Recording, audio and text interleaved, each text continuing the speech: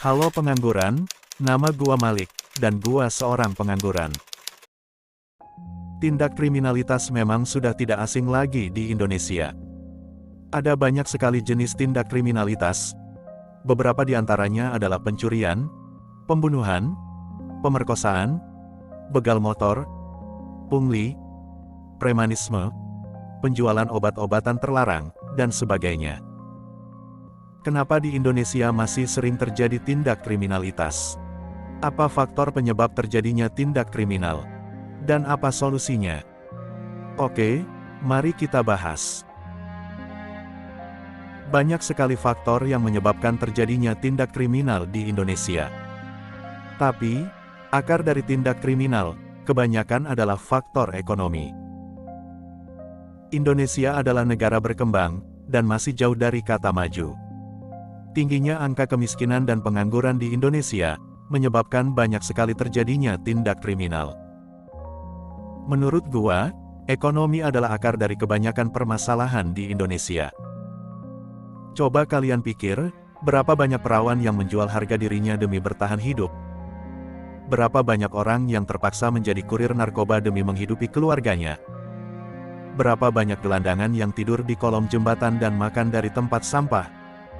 Berapa banyak pengemis di pinggir jalan yang menanggung malu demi sesuap nasi? Berapa banyak orang yang terpaksa mencuri demi menghidupi keluarganya? Kenapa mereka melakukan itu? Jelas, karena faktor ekonomi. Ekonomi adalah inti dari kebanyakan permasalahan yang terjadi.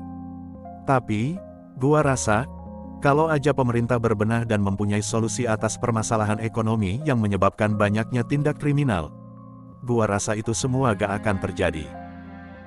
Gua yakin, kalau ekonomi masyarakat meningkat, para pengangguran dikasih kerjaan, dan para gelandangan dikasih rumah yang layak, tindak kriminalitas di Indonesia pasti menurun pesat.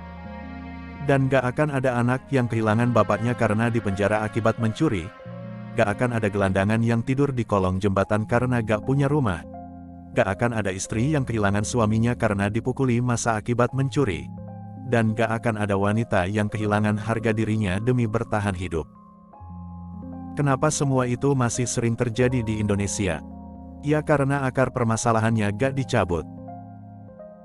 Rumput aja, kalau cuma dipotong daunnya, pasti tumbuh lagi. Coba deh cabut akarnya, jelas gak akan tumbuh lagi. Begitu juga di kehidupan nyata. Memang sebuah tindakan yang sangat benar ketika polisi menangkap pencuri, polisi menangkap pekerja seks, serta Satpol PP menangkap gelandangan dan pengemis.